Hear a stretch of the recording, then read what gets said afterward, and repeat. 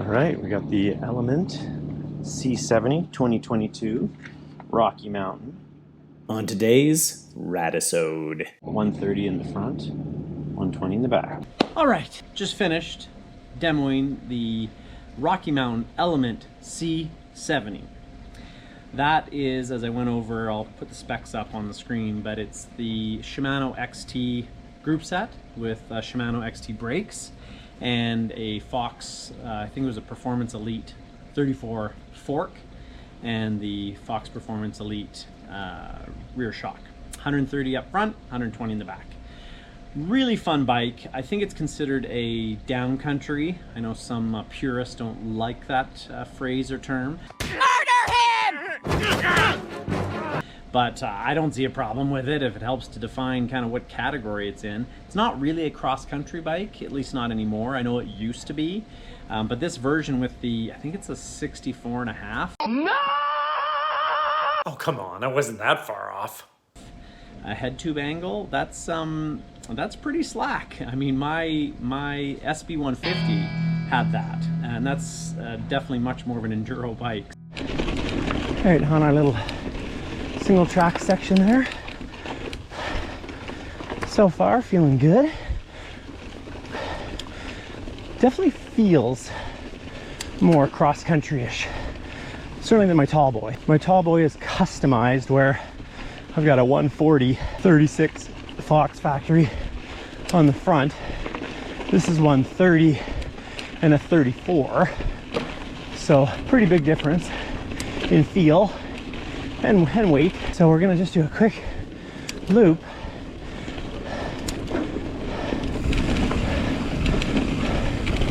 But I'm gonna put it through the paces. Easy single track. This is a green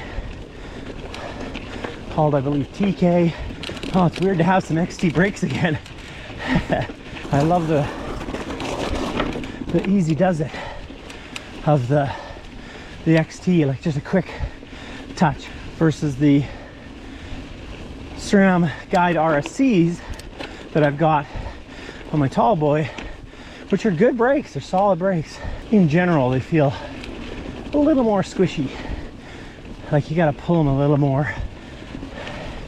And after riding them at Lee Canyon's brand new bike park, where it's all braking for 5 minutes straight, fingers got tired on the RSCs. And maybe they would be almost as tired on the XTs as well, Shimano, but I doubt it. My overall impressions were, because I have a Tallboy, a Santa Cruz Tallboy, which is very similar. They're both in that downcountry, murder him! Between cross-country and trail bike. Mine's been beefed up a little bit more. So on the climbs, the Element definitely felt lighter, nimbler. It definitely was, I think it's around 27.5, 28 pounds. My Tallboy is around 30 pounds, so there's some weight difference there. But it did feel like nimble, certainly more nimble, and it might just be the weight. It could be just down to the weight. I think the head tube angle and the seat tube angle are pretty similar. Again, I'll double check them and put them on the screen between those two bikes. The group sets were fairly similar, same sort of level. My Tallboy has XTs, XTR, RSC brakes. This is all XT stuff, so very similar group set. The Element also is a 12 speed, mine's 11 speed, so that makes a bit of a difference. And mine also has an oval chainring, which gives you a little more power, but also makes your granny gear a little tougher. So I wouldn't personally replace the Tallboy with the Element because it would be a bit of a downgrade. Not only because I have higher end components on my Tallboy, but also because it just is built for a little more downhill. I just took it to the Lee Canyon Bike Park. Make sure you check out that video. I'll put a link here. Just did the Lee Canyon brand new bike park with a 140, 120 down country bike. And it handled it no problem. So it shows you how far that bikes have come just in the last few years, that you can have a down country bike and take it to a bike park. Now, I wouldn't want to take it to Whistler Bike Park. No. That's a different story, but it can handle the down stuff. The Element, I definitely did not feel nearly as comfortable with when I was going down Morgan's Mile. As you saw, it felt a little more chattery, a little more bouncy. Part of that, I'm sure, is the weight. Part of it is the 34 fork versus the 36 that I have on my Tallboy, and 140 versus 130. So all those little things add up to a lot on the downhill part. On the climbs, it felt a little bit better than my Tallboy, but mostly I think just because of weight more than anything. You know, being about 15% or about 10%, 7 to 10% lighter, that makes a difference when you're climbing. So that's the biggest thing to me, is if you're wanting a bike that is definitely more cross-country oriented, not a lot of gnar, you know, chunk, really kind of rough stuff, the Element would be fantastic.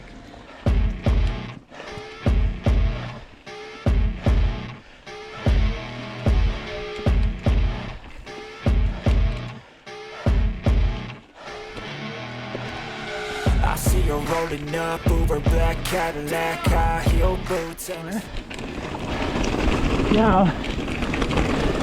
a little bit downhill, uphill. Here we go. Oh, that's pretty nice. Getting the bottom out. Good thing. Around the corner, here we go. Woo-wee.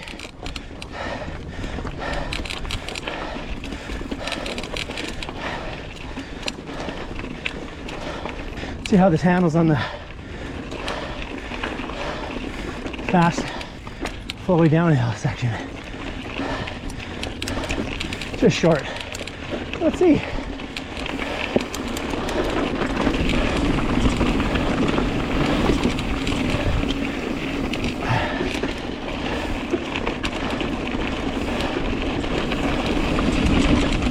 Oh.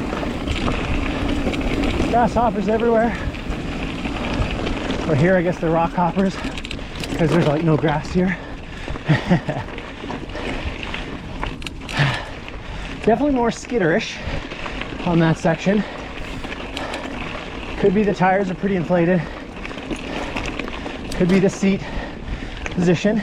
I want something that's a little burlier, a little tougher. The Element, by all means, you could upgrade the fork to a 36. That would slacken the head out a bit if you had to, put a 140 or 150 on there like I've got. It would help with the downhill for sure. But apples to apples, they're both basically in the same category. Most of the specs are very similar. My Tallboy takes the cake because it gives me way more confidence on the downhill. And the climbing, I don't really lose that much. I lose maybe 5% of the power or efficiency, but the downhill I feel so much more comfortable on. So I really like the Element. If you're looking for something that's like that, that's cross-country-esque, but can handle a little bit of the gnar, really nice bike. The XT, the C70 build that I rode was great. XT is my favorite.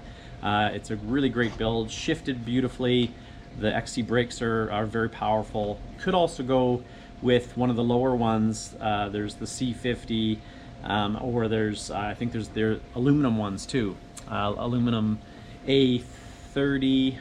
I think there's an A30 and A50. If you want, you're going to lose some of the components. You're going to get not quite as good, and you're going to gain some weight. You might get up to the 31 pounds if you go aluminum frame, but you might only be paying 4,000. I think there's one around 4,000 of the Element that was the aluminum version, and that would be probably not a bad choice if you want to stay on in that 4,000 or lower range.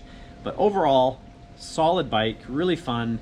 If I didn't have the Tallboy that has that extra burliness in it, and it's more slightly built for downhill than the Element or the Ripley or the Transition Spur. Thank you. The Tallboy is the best, or the Izzo, Y2T Izzo.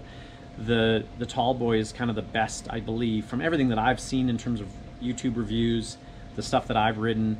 The Tallboy is the best descender of all those down country. How dare you! Light trail bike. The Izzo and the Spur and the Ripley, they all seem to climb a little bit better, and the Element certainly would too.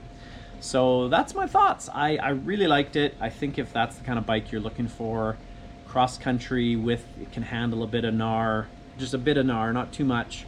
It's a great bike. That's my review. And then of course I also demoed the Instinct Power Play. And that'll be in the next video, and I'll tell you my thoughts on that one in a moment. You better subscribe, like, and comment. Otherwise you'll end up a lonesome loser like me.